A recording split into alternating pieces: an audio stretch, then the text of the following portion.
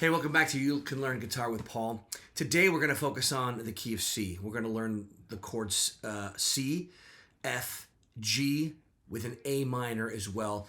Those are very important chords in the key of C. Now, in these lessons beforehand, we've already learned the G chord, many different ways of doing the G chord as well. And we've also learned the C chord.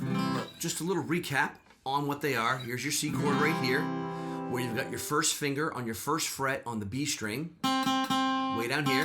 Your second finger on the second fret on the D string, right here, right there. And then your third finger on the third fret on the A string, way up here. And then you strum from the A string down. Boom. That's your C chord.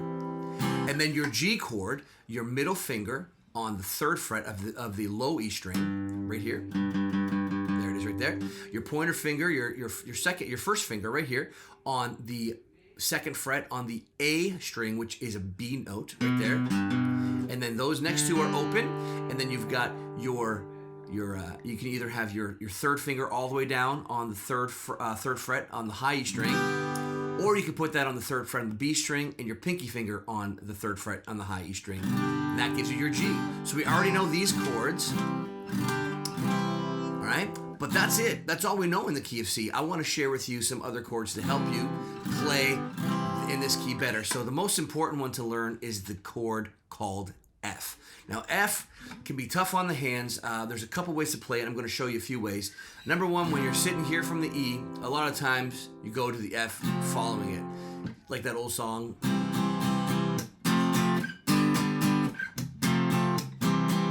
So that's very much 1, 4, 5 is how it's broken out, which would be C, F, G. And so the F, you take your F. How you play your F this way is just go from your C configuration and then take your pointer finger. And what you're going to do with the pointer finger is you have to play these two strings, the E string and the B string on the first fret together. All right? Then take your middle finger, your second finger, and put it on your G string on the second fret. Then you take your ring finger, which is your third finger, put it on the third fret on your A string. It's not quite there. We're missing one. We're missing the pinky on the third fret on the D string. And then what you would do is you would curl it all up into your hand and use your thumb use your palm of your hand as pressure on the back of the neck, and you pull it all together, and that gives you a nice smooth F. So that's how you do it. Of course, the diagram's over here, and you can look at it as well. But you go, so I want you to practice. going from C, and then just drop into F. C, drop into F. C, drop to F. C, drop to F. Over and over again, to the point where you can just kind of go like just a little back and forth really easily, all right? And that there will give you a really good flow of C to F. And then when you feel that's comfortable, just do it a little bit different. C, F, G, F, C, F, G, F, C, F, G, F, C. That's what I want you to be able to do. And that'll give you a really good, comfortable flow of how C can function. The other chord in the key of C that I want you to show is an A minor. An A minor is a lot easier, but just like the E minor, it has that dark feel to it. All right, so the A minor, you're going to start with an open A string, which is the second from the top or the fifth string. And then you're going to take your your middle finger, you're going to put on the second fret on the D string. And that gives you just kind of your A, your A5, which we'll talk about that later, A5. Then you take your ring finger right underneath your middle finger on the second fret on the G string.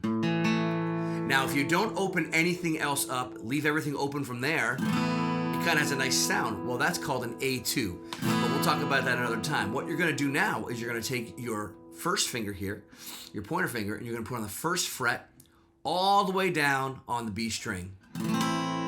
See the difference? And then if you know from other class where the A major, see the A major makes it lights it up, A minor brings it down again. So that's your A minor. And now that adds a really great color and feel to the key of C. So here's a progression I'd like you to learn. A progression is just a series of chords together.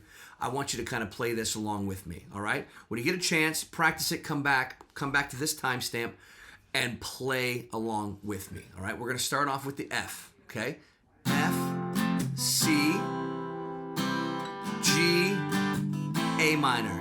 Okay, F, C, G, A minor. F, C, G, A minor. F, C, G, A minor. All right, just a really nice flow. That's done a lot in worship music, a lot in stage music. It's a very common progression. If you want to count it out, and we'll talk about counting in another lesson, but it's 4, 1, 5, 6.